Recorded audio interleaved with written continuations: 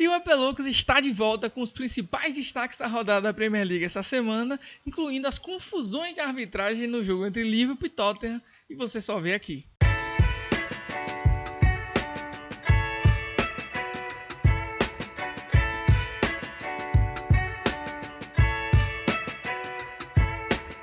Fala meus amigos, meu nome é Fred. Se você é apaixonado pela Premier League como eu, se inscreve no canal, deixa o like e vamos para o início do vídeo. Vamos começar esse vídeo com a análise do jogo mais comentado da rodada, Tottenham versus Liverpool.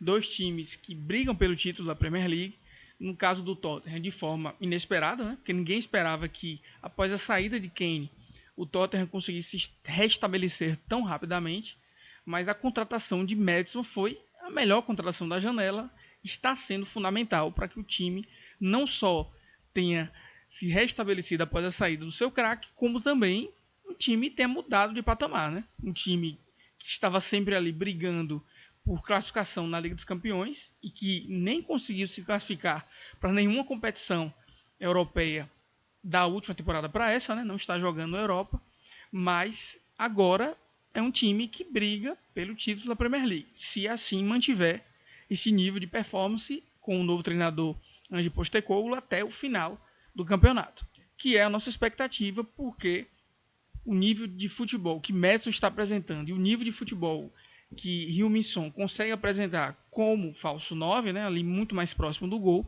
é impressionante, né? Inclusive, Son recuperou um pouco desse futebol já no final da temporada passada e tem emendado boas atuações, principalmente agora nessa temporada, quando está jogando mais enfiado na área, recebendo, né, as criações de jogada proporcionadas por jogadores como Maddison, Kulusevski e até Richarlison ou Brennan Johnson, que provavelmente teria sido o ponta esquerda nessa partida, caso ele não tivesse se machucado, né? A Richarlison assumiu essa posição, surpreendendo alguns que esperavam que ele jogasse de 9. Ele acabou jogando como ponta esquerda, e não é uma grande novidade para o jogador, que já chegou a jogar em algumas oportunidades como ponta, não só na temporada passada, mas em outros clubes, quando não necessariamente jogava como centroavante, mas eu particularmente prefiro pela característica de imposição física e pelo bom cabeceio, quando o Richarlison joga de 9. A questão é que, como o Son está ficando um pouco mais velho, né, é natural que ele perca um pouco de velocidade e se entende que ele pode render mais pelo fato de ele ser um excelente finalizador e um goleador, que ele pode render mais se ele estiver mais próximo da área, onde ele pode, inclusive, dar alguns dribles curtos e facilmente se livrar da marcação para marcar. E tem sido assim, né? A jogada do gol do Tottenham, uma jogada criada pela esquerda com o Richarlison, abriu a oportunidade, tocou para Son, que conseguiu conferir. Apesar do bom início do jogo do Tottenham, estava bem claro que o jogo estava completamente aberto, né? Que é uma característica do Tottenham nessa temporada com o Andy. É um time muito ofensivo, cria diversas oportunidades, mas muitas vezes se expõe um pouco a tomar jogadas de contra-ataque, exatamente pelo fato de ter laterais que avançam muito, né? Pedro Porro e o Dodi, né, nesse caso, são os laterais que têm jogado esses últimos jogos. Eles têm o costume, o hábito de atacar bastante, de apoiar. Pedro Porro muitas vezes aparece não só como um ala aberto na direita, mas por dentro tentando construir jogadas, né? É uma das características dele. Inclusive também está melhorando bastante em seus aspectos defensivos nessa temporada, mas a sua principal característica continua sendo do meio para frente. E assim tem sido. E aí quando você tem Salah para explorar essas saídas, esses espaços, é de se esperar que o Liverpool tivesse diversas oportunidades, e assim o teve também no gol de Gakpo, um belo giro, golaço, mas o jogo acabou, obviamente, mudando completamente a partir do momento que o Liverpool passou a ter jogadores a menos, né? Natural. As duas expulsões mudaram a história do jogo. A primeira fez com que o Liverpool ainda continuasse tendo algumas oportunidades, mas diminuiu o volume ofensivo do time. E a segunda expulsão de Jota, aí realmente eliminou qualquer possibilidade do Liverpool buscar a virada, a não ser que fosse um lance fortuito no contra-ataque. E aí o objetivo do Liverpool, obviamente, era fazer de tudo para sair dali com um pontinho, que seria importante, considerando, e vantajoso, né? Considerando as condições do jogo com 2 a menos. E o Liverpool conseguiu resistir por muito tempo, né? O Liverpool continuou se defendendo bem postado, e o Tottenham tocando bola, girando, tentando criar uma oportunidade de gol, e assim conseguiu no final do jogo com uma das jogadas ofensivas de Pedro Porro, onde criou a oportunidade e acabou gerando o gol contra de Matip, uma grande infelicidade, um erro grave, porque foi bem no finalzinho do jogo e para o Liverpool esse empate teria saído como uma vitória. Isso se você considerar as circunstâncias do jogo. Agora vamos focar na questão da arbitragem, né? Que é o que todo mundo está comentando. Eu acho que houve um exagero muito grande, tanto por parte aqui da mídia brasileira, quanto por parte da mídia inglesa, sobre a atuação do VAR na partida, e alguns jornalistas brasileiros aí começam a estender a coisa e dramatizar ao ponto de dizer que o VAR na Inglaterra sempre foi ruim. Eu acho que é um exagero desnecessário e incorreto, né? A aplicação do VAR na Inglaterra sempre foi peculiar, pela característica do jogo, do campeonato. É um campeonato que tem uma velocidade do jogo característica, né? Tem muitas oportunidades, é um jogo muito aberto, é um jogo que tem poucas faltas, diferentemente do Brasil. Então o jogo flui muito. E a arbitragem é uma arbitragem que não marca qualquer coisa, né? Então é natural que o VAR siga, já que o VAR é composto por árbitros ingleses, é natural que siga o mesmo padrão da cultura do futebol inglês e da liga, uma liga que é famosa pelos seus grandes lances, pela sua qualidade técnica e não pelas faltinhas que vão quebrando o ritmo do jogo, né? Então é natural que o VAR na Inglaterra seja menos intervencionista, e não necessariamente isso é uma coisa ruim, né? Eu particularmente prefiro assim. De maneira geral, que a arbitragem inglesa não interfere tanto no jogo quanto no Brasil. Aí nesse contexto eu vi muita gente, primeiro, atacando a arbitragem do futebol inglês de maneira geral. Eu acho que não é justo. Você tem que analisar cada árbitro de maneira diferente. Os árbitros não são todos iguais, mas você pode até fazer uma análise da arbitragem inglesa de uma maneira geral, como eu fiz agora. E você pode até colocar suas opiniões e achar ou não que a arbitragem é melhor do que a que a gente está acostumado aqui no Brasil. Tem o ponto claro de que a arbitragem é profissional. Isso já é uma grande diferença com relação aos árbitros aqui do Brasil. Fala-se muito na importância da profissionalização dos árbitros aqui, mas que a gente não vê se concretizar. Mas aí também aumenta-se a cobrança em cima dos árbitros ingleses, né? Porque nesse caso é natural que se entenda que eles, se dedicando exclusivamente à profissão, que eles tenham a obrigação de apresentar outro nível de arbitragem, né? Em termos de qualidade e execução, aplicação da regra. Mas com relação à arbitragem inglesa, é algo mais subjetivo, mas que eu acho que não cabe nessa análise, porque a análise do jogo é a análise do jogo, de uma equipe de arbitragem. Generalizar para todos os árbitros ingleses, eu acho que já é um primeiro erro, como alguns jornalistas o fizeram. Um outro ponto que eu acho importante, inclusive por parte da mídia inglesa, como um influencer, youtuber, torcedor do Manchester famoso, né, Mark Goldbridge, que tem um canal que fala sobre o canal dele, That's Football, né, que eu acompanho também, que fala sobre todos os clubes da Inglaterra, e tem um canal específico que ele fala sobre o Manchester. Ele fez um vídeo, nem esperou o jogo acabar do Tottenham e Liverpool, e aí esculhambou o VAR, disse que terrível, tem que acabar. Então essas reações extremas eu acho que não geram um diálogo legal, né, nessas discussões sobre as melhorias do futebol e do futebol na Premier League. Então essas reações extremas eu acho que são completamente descabidas, né?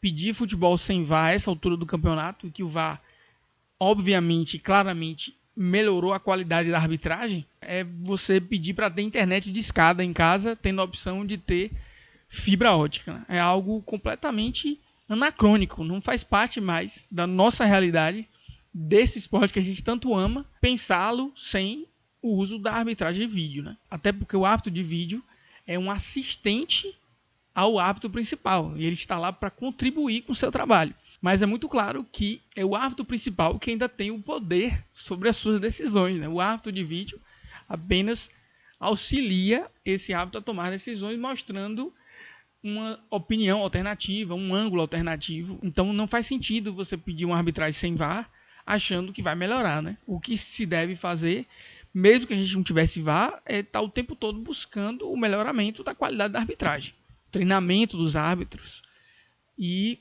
a atenção com relação à comunicação entre os componentes dessa equipe de arbitragem, que é o foco desse erro grave que aconteceu no jogo em Tottenham Liverpool. Vamos passar rapidamente sobre as expulsões, né? Para mim é muito claro de que, embora possa haver alguma subjetividade, a maioria das pessoas concordam que as 2 expulsões foram justas.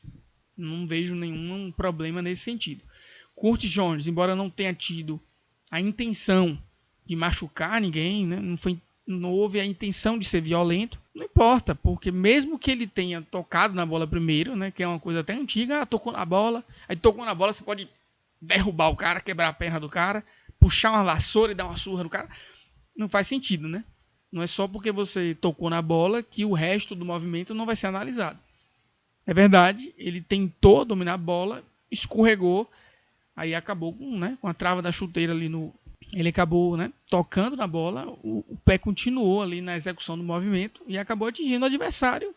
É um lance perigoso, é um lance que poderia ter machucado o adversário. Cartão vermelho direto. É o tipo de coisa que, embora eu tenha visto muita gente reclamando, mas o árbitro não mostrou o lance na velocidade normal de jogo na execução lá do árbitro de vídeo, né, do monitor. Aí eu acho um argumento justo, né? É uma crítica interessante. Eu acho que sempre que o árbitro for ao monitor, ver um lance específico, deve-se primeiro mostrar o lance em velocidade normal e depois em câmera lenta, né? Julgar em câmera lenta pode levar à sensação de que o lance é muito mais grave do que realmente foi. Mas eu acho importante que ele tenha acesso ao máximo de informações possível, né? E aí, nesse caso, seria primeiro ter acesso à câmera normal, velocidade normal, e depois em câmera lenta. Mas eu acho que a câmera lenta é importante para ver detalhes que você não perceberia na velocidade normal.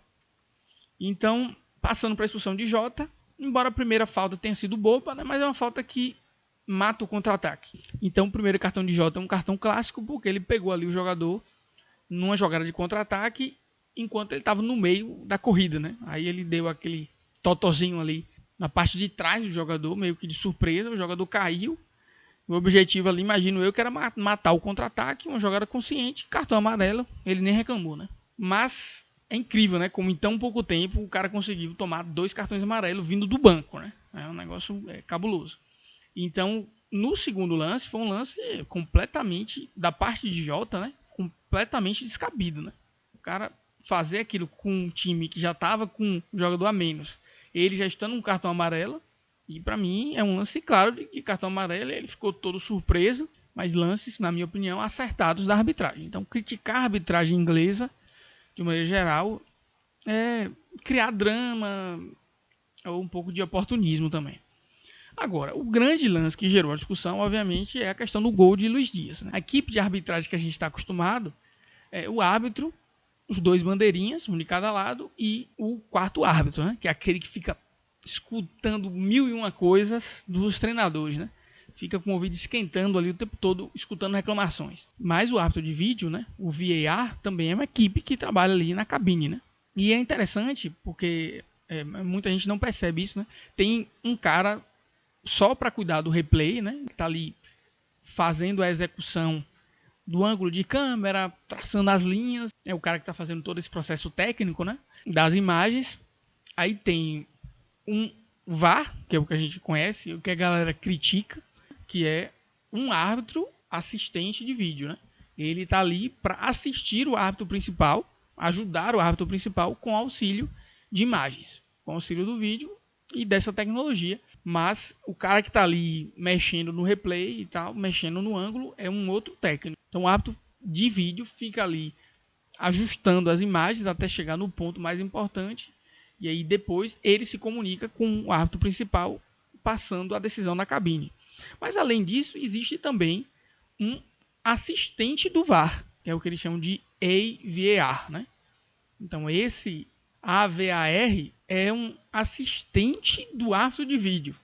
É curioso porque o árbitro de vídeo já é um assistente do árbitro principal do jogo, do árbitro número 1. E esse AVAR, né, AVAR, é o assistente do árbitro de vídeo. Então, é o assistente do assistente. E aí, nesse caso, para mim, foi o cara que causou a maior confusão nesse jogo do Liverpool e Tottenham. Porque o grande erro da arbitragem foi que eles não perceberam que no lance normal a arbitragem tinha marcado impedimento. O bandeira levantou a bandeira, porque o lance era ajustado. E aí foi decidido, naquele momento ali, em questão de segundos, milissegundos, que o jogador estava impedido. Porém, para o árbitro de vídeo, eles achavam que estavam avaliando se aquele gol que teria sido confirmado pelo árbitro principal, se era legal ou não pela questão de impedimento. Então, quando eles falaram check complete, na cabeça deles era gol legal, segue o jogo. Mas a confusão toda foi essa. O árbitro assistente do VAR, o árbitro que está auxiliando o trabalho do VAR, ele tem a função de continuar acompanhando o jogo ao vivo, enquanto o árbitro de vídeo está analisando o replay e traçando, junto com o técnico lá que traça as linhas, traçando ali as linhas para o momento que está sendo analisado, que é quando o Salah dá o passe, né? O momento da saída da bola do pé de Salah. Então o árbitro assistente do VAR era o cara que tinha que estar o tempo todo monitorando a situação do jogo. Então ele deveria já ter informado a cabine que, na verdade, o que estaria sendo avaliado ali era se o impedimento marcado dentro de campo deveria ser anulado ou não, e aí o gol validado, né? Ou se a jogada ali era de checar se o gol validado deveria permanecer. Nesse caso, isso aí ele já deveria deixar claro. Ó, gente, a decisão de campo foi de impedimento. Por isso, se for um gol legal, a gente tem que avisar ao árbitro para mudar sua decisão. Porque nesses casos de impedimento, assim como outros casos que não são interpretativos, a decisão vem direto do VAR. Uma questão de impedimento, checou as linhas, informa-se ao árbitro principal se houve ou não impedimento. E aí o árbitro principal vai lá e dá o gol ou não. Esse grande erro de arbitragem, e que foi ridículo realmente, foi simplesmente uma questão de problema de comunicação. O árbitro de vídeo achava que o gol tinha sido validado e ele só estava ali checando como se checa todos os gols, para ver se tem alguma irregularidade. Essa checagem era mais importante, porque o objetivo era anular a decisão de campo. Nesse caso, foi marcado o impedimento e o VAR tinha que intervir para anular o impedimento e validar o gol. E ele estava achando que estava checando só como ele faz outra checagem de gol normal, que aí é simples. O gol já foi marcado, ele só faz check complete, segue o jogo. Quando a equipe da cabine percebeu que eles tinham tomado a decisão errada, né? Que na verdade a decisão foi ao contrário, foi inclusive o cara que estava traçando as linhas ali que percebeu e aí foi comunicando ao árbitro de vídeo e ao seu assistente que a decisão do árbitro principal tinha sido ao contrário. Aí eles começaram a xingar lá e falaram, realmente não há nada que se possa fazer, a decisão foi incorreta. Então é uma vergonha, né? Esse lance foi uma infelicidade muito grande, é muito difícil de acontecer, não estou passando pano, né? Foi um absurdo, foi ridículo, vexatório para a Premier League, né? Aí, mas o problema é que muita gente também extrapola e fala que a arbitragem é um lixo, coisa e tal, e eu acho que é descabido também, né? Você tem que analisar o lance. Aquela equipe de arbitragem de maneira geral, inclusive o árbitro de campo, não era muito experiente. Acho que você tem que analisar a arbitragem desse jogo específico e não extrapolar essa análise para a arbitragem inglesa de maneira geral, nem o VAR, né?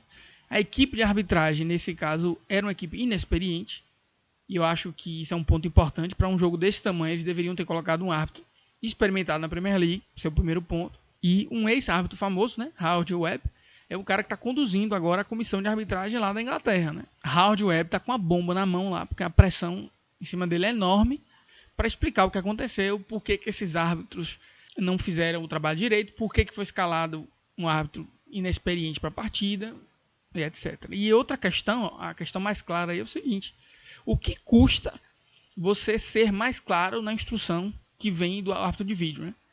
Então a questão não é avaliar se o árbitro de vídeo vale a pena ou não. É evidente que dar ao árbitro principal a chance de rever lances cruciais que podem determinar o resultado da partida faz com que muitos erros de arbitragem tenham sido, né, evitados desde que o VAR tem sido utilizado no futebol. Isso é muito claro. Você não está obrigando o árbitro principal a mudar suas decisões. Você só está dando uma oportunidade de ele rever, refletir e tomar decisões diferentes caso ele julgue que cabe naquele lance específico. Nesse caso não tem nada a ver com isso. Não é culpa do VAR em si, do sistema de vídeo, mas a culpa na verdade é da equipe que estava na cabine para esse jogo e que não foi nem na execução da tecnologia, né? Porque as linhas foram traçadas e corretamente. Eles sabiam que o gol foi legal.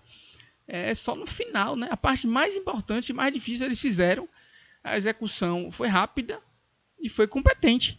O erro foi na hora de passar a informação Aí o questionamento é, por que não ser mais claro na hora de passar essa mensagem, né? Ao invés de seguir esse protocolo e que, se necessário, mude o protocolo, adapte, né? Ao invés de ficar seguindo só uma frase dessa simples de verificação de gol, não, verificação completa, verificação realizada. Porque você não transmite essa mensagem da forma mais clara possível, né? Não deixando aberto para nenhum tipo de interpretação. Gol anulado, gol validado, verificação completa, gol deve ser validado. Simples assim. Então fica essa reflexão, que não é um exemplo de que a arbitragem não presta e o árbitro de vídeo não presta, mas foi só um detalhe, né?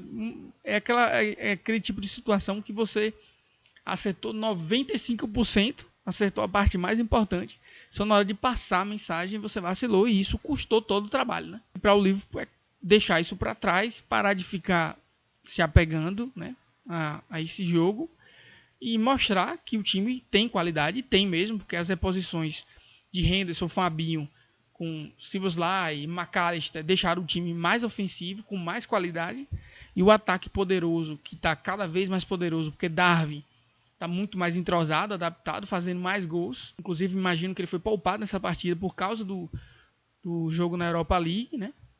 Porque é a única explicação para, nesse ritmo, o Klopp ter deixado ele de fora. Então, ele é muito forte para ficar também se apegando a esses erros de arbitragem, né?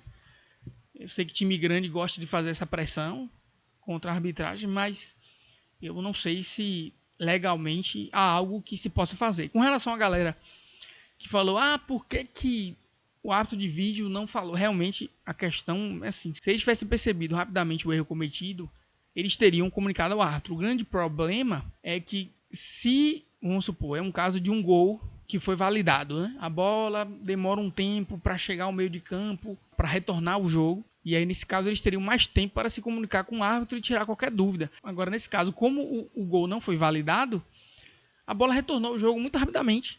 Dali mesmo a cobrança foi feita e já foi. E ali, meu amigo, não há nada que se pudesse fazer. Muita gente reclamou, nessa hora se joga o protocolo para cima e se age com bom senso. Eu acho que aí já é um pouco mais complicado, embora eu entenda. Mas é aquela coisa de... Tem gente que acha que árbitro pode compensar um erro com o outro, né? Marcou um erro errado porque não marca. Mas, pelo amor de Deus, né?